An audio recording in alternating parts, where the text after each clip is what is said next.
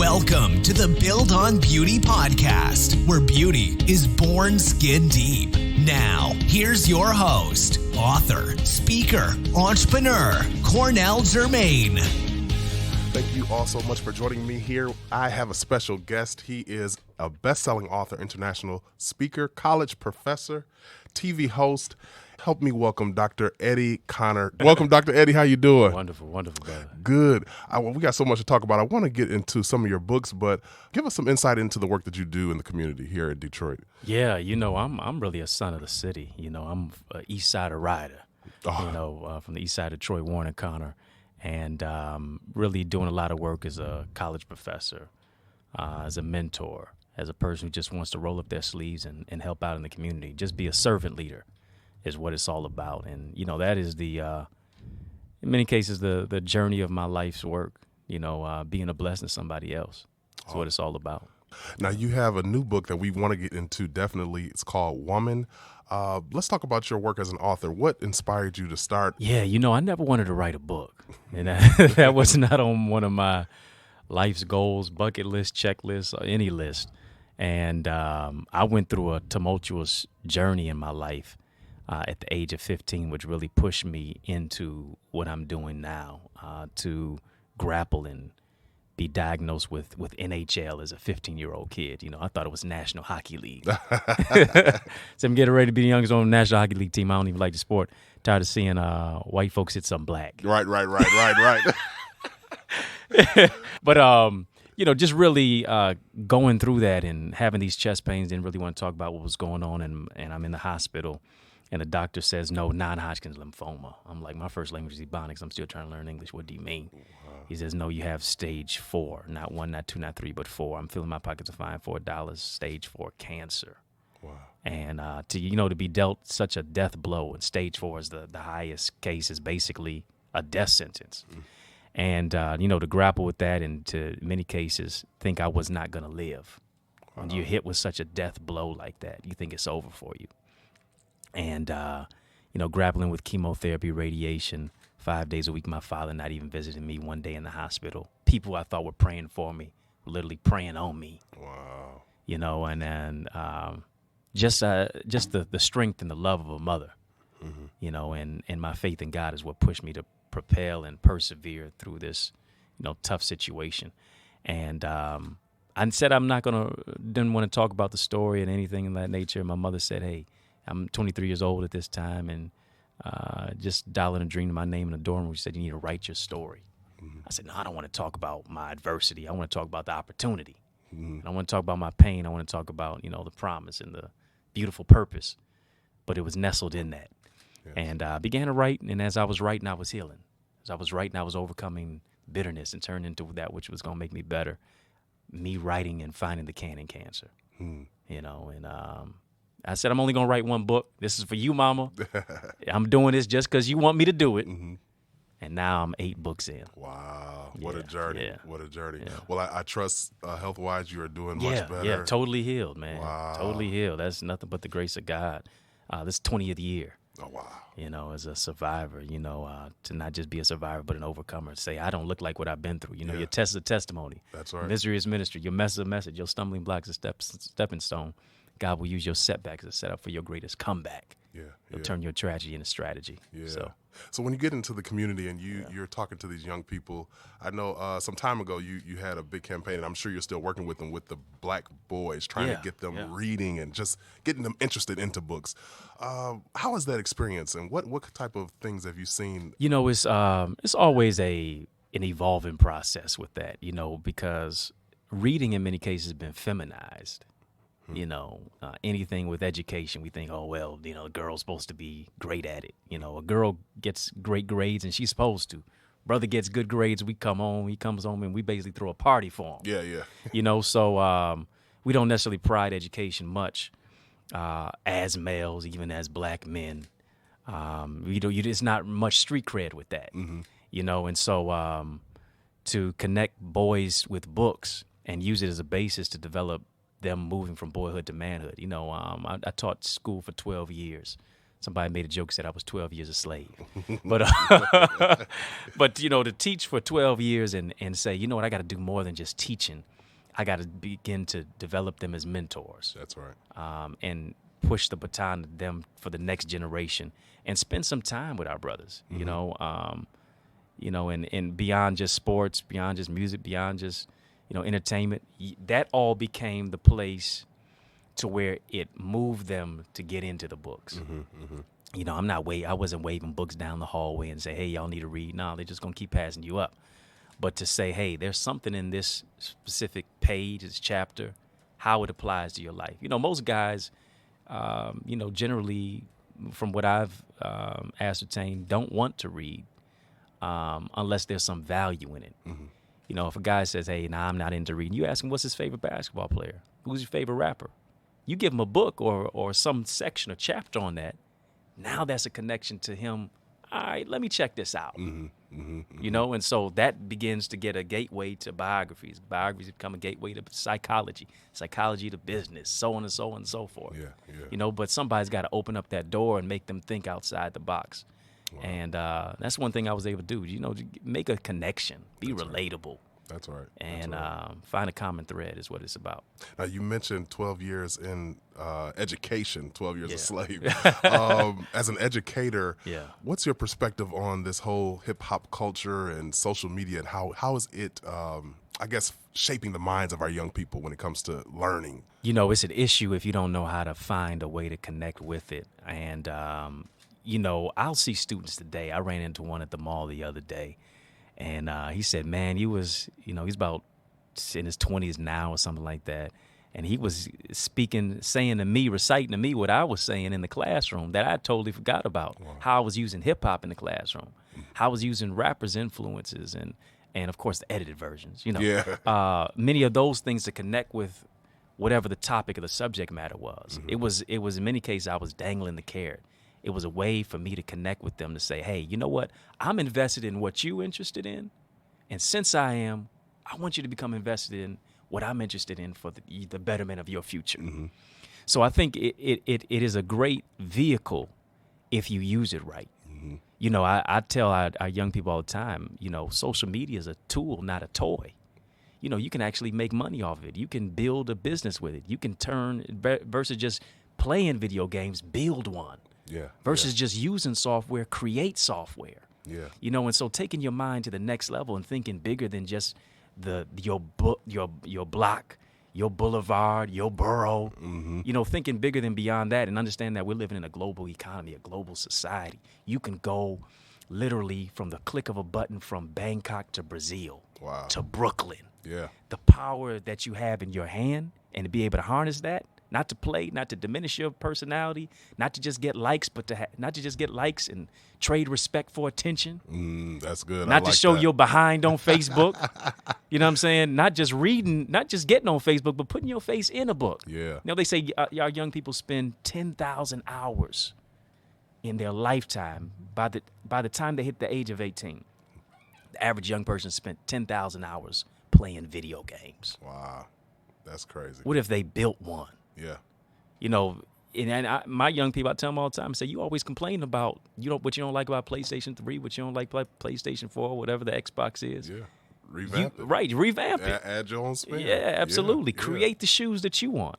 You know what I'm saying? And so being able to push them to think outside the box and say, take the news stories, take what somebody said in the line in hip-hop, how it connects.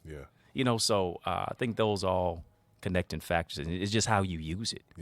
One of the challenges I've seen, and I'm sure other adults and even people in education have seen that, but how do we get them to process it in a way, because it's social media keeps them wanting quick gratification. Right. They want the money now. They want this now.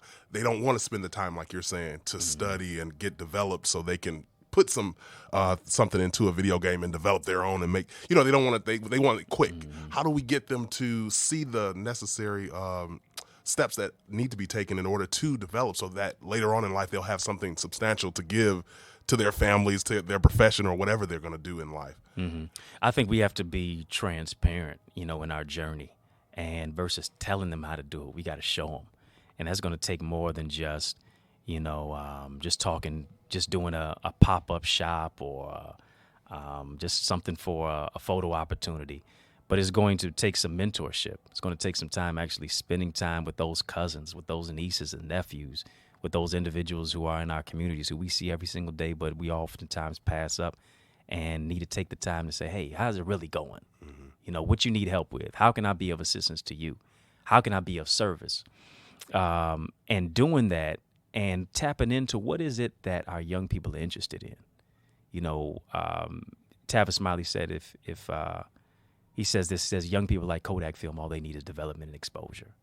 So being able to develop and expose them to what they're interested in. Scripture said, train up a child in the way that they should go. When they're older, they won't depart from it.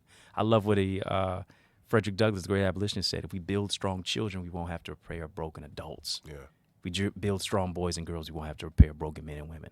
So being able to show them, hey, this is your goal, but what is the action plan behind it? Mm-hmm. How do you strategize for the next 3 months, 5 months?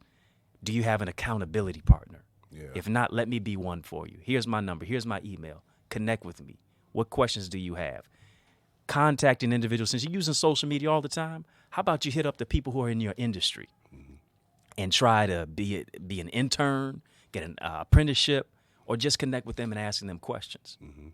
So expanding their mind beyond just Jeezy, Weezy, Yeezy, and Jay-Z.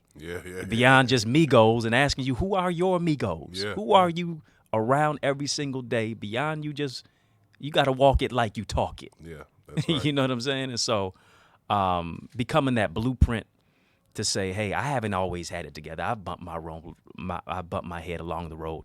Life teaches you in two ways, mistakes and mentors. Yeah. Let me be the mentor so you don't have to make the same mistakes I made. I love it. Now, you have this new book, Woman. Yeah. Talk to us about what this book, Woman, is about. Yeah, I define woman as wonderfully orchestrating magnanimous achievements naturally. That's my acronym for the word woman. And, when we're living in this climate, this culture, this Me Too, Time's Up movement era, and really when it's coming to light, how women have, they do twice as much but only get paid half as much. Think about the wealth inequality gap of what is going on. You think in many cases about how women make 70 cents less to every white man's dollar. And then you think about even the wealth inequality gap within the gender aspect, where black women make 30 cents less to every white woman's dollar. Wow. So it's a domino effect. You know what I'm saying? And so to be able to talk about that and to be able to champion and celebrate our sisters, to let them know real women don't compete, they collaborate. They ain't chasing no man. They chasing their purpose and plan. The right man's going to chase and pursue them. Real women, real queens understand that their royalty demands loyalty. That's it. They're too unique to compete, too rare to compare. As a result, they wear their crown. They build their queendom in the kingdom of God. And so to be able to celebrate our sisters, say, hey, you are every woman. A rose is still a rose. That's it. Shout out to Aretha. That's baby right. Girl, you still a flower. There's some thorns attached to those roses, but it's not necessarily to harm you, it's to protect you. Yeah. Now, I opened your book, and it just landed, I don't know why, on chapter 3, No More Drama. Yeah. You say, life doesn't give you an Academy Award for being a drama queen. More so I'm coming from the aspect of competing, comparing, complaining, and crying. Okay. A lot of times we're comparing our chapter 1 to somebody else's chapter 30. And a lot of times we have drama in our life because of what we didn't do, because we live in a place of regret and resentment, because we see somebody who we think is getting ahead of us and not necessarily focusing on our journey. We get so caught up in the past. I have a quote in that book, and I do it in a percentage way, and I say, which we've heard, life is 10% what happens to you, 90% how you react to it. But I flipped it to where I'm coming from the place that 90% of the time we focus on the 10%, to where oftentimes the 10% becomes 100% of our lives. We focus on the abuse, which was just 10%. Focus on the neglect, the rape, the molestation, which was just 10%. My father not being in my life was the 10%. Cancer that I went through, the 10%. My guidance counselor tell me that I'd never go to college was the 10%. People who malign me, but God assigned me. That was just the 10%. I got to see the bigger picture, that there's something greater that can come out of that the setback is a setup for a greater comeback. Yeah, so true. How to love a strong woman. Talk about that for a second. You know, you think about it. I was raised by a single-parent mother, and she raised myself and my brother. She's a 30-year educator, minister, and got her PhD degree. But I saw her transform so many stumbling blocks into stepping stones. I mean, you think about being strong. She was strong to change the oil. Mm-hmm. You know, she was strong to lift much of the heavy weight, you know, when my own small frame couldn't do it. She was strong to help a boy like myself at such a young age who didn't want to fight a disease. You know, her love for me was strong enough to cause me to believe in myself, to say, hey, you know what, I'm going to take off the pity party hat and push through and overcome.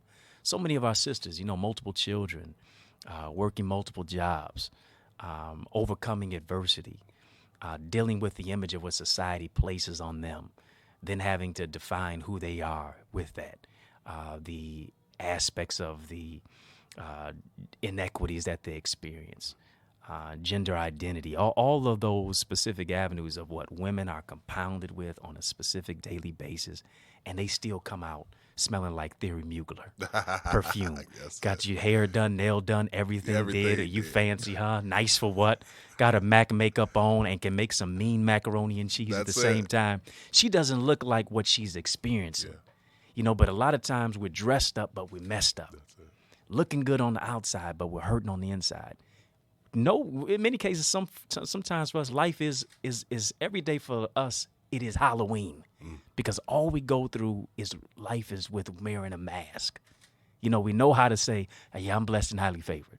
We know how to say, yeah, everything is fine, but we're crying internally. Once you begin to take off that mask and see you're not just appearing strong, but you really are strong. Because oftentimes the S on our chest doesn't always mean we're Superman or a Superwoman. Sometimes it means we're sad, soft, sensitive, struggling, and we're in need of finding the salvation that only God can give us. Yeah.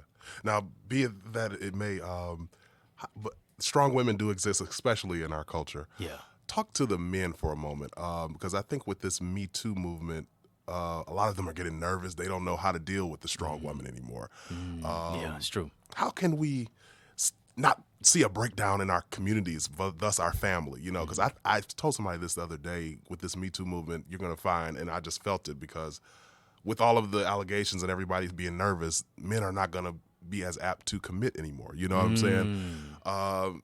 Because maybe for whatever the reason may be, but how can we keep from that structure breaking? How can men continue to value our women, particularly the black women, and still keep them on a pedestal and still be able to commit to them in a husband, marriage, or whatever the long-term relationship they want to do? Great question. And I think we have to always see women as a helpmate, especially if you're thinking about the confines of relationship/marriage. You know, whoever you intimidate is who you eliminate. And just because she may make more money than me or have more notoriety doesn't mean I still can't lead her. That's all right. I can lead her, not necessarily being in front of her or her being in front of me. I lead her beside her. Yeah. You know, you think about the woman, how she was created from the rib of a man. She wasn't created from the skull to where she lords over him. She wasn't created from the foot to where he steps on her.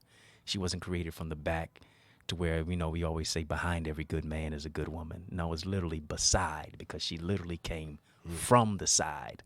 So when you have the right rib, you breathe a lot easier. And I think what we have to do is understand, as men, it should be an equal playing field. There are some things that women do better than men. There are some things that men do better than women. But when we come together, we're better together. Yeah. You know, me saying, you know what, I need a little bit of help doesn't necessarily make me weaker. It makes really me stronger for saying I need some help. And I think one thing that we think about is that we really have had a level of chauvinism. Yes. We have had a level of misogyny.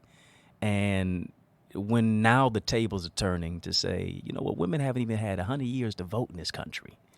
You know, when you think about black women who are equally striked negatively and many of our other sisters of other persuasions, of other ethnicities, I think we have to say, hey, you know what? As a man, I'm not losing anything by teaching, by giving you ladders of leverage for leadership, by allowing you to build a business. It makes my life even better because now I'm able to learn from you. Yeah. And when you understand it's not competition, but it's better collaboration, then you can understand that and move forward with it. So to some degree, as a black man, we need to be honest with our insecurities. We do need to. In order to embrace a strong woman, we got to be honest with our insecurities. And I think that's been a challenge for many of us. Yeah, absolutely. You think about us as black men, in many cases, we're beaten down by a lot of the racism and the rhetoric and the negativity. Sometimes we take that same vitriolic pain and we internalize that onto the woman. Yes. Because if I can't subdue anything in society and I'm always subdued, now if I find a weaker vessel, this is where I'm able to find some power by putting her down. And that's the wrong way to have that aspect. Yes. But when you're always beaten down, you look at it and say, well, where am I going to be able to rise up in any specific avenue and area in my life? A lot of times that is internalized. That same pain is pushed onto the one who loves us the most. Yes. Yeah. You're so right. Well, this book, we could talk so much longer, but Woman, Dr. Eddie Connor, where can we get this? I'd like to say the revolution not only be televised, it'll be digitized. Go to my website. It's eddieconnor.com. Put some respect on my name now. EDDIECONNOR.com. Book is available on Amazon, Barnes & Noble, iTunes, Audible. Not only is it available as a physical copy, bruh, but also as an ebook and an audiobook. Okay, yeah, great. So now you got to do a book of quotes eventually, because you done hit me so hard with all these quotes. I ain't even got no pen. I feel like I'm in church and I need a pen and pad to write all these quick nuggets down. Get the tape, brother. Get the tape. But I love it. Eddie, I appreciate you joining me. You're always so real and so connected to the community, and I really appreciate you. I appreciate you, man. Just to have the opportunity to be on your show, your platform. Anybody who's listening, you gotta continue to support my brother Cornell. Yes. Give him a holler, give him a yell, because that brother is all that and then some. Appreciate you, bro. Thank you. Well, we appreciate you joining us here at the Build on Beauty podcast. Until next time, let your soul be made whole. Take care. Thank you for listening to the Build on Beauty podcast. For more information about our host, please visit CornellJermaine.com.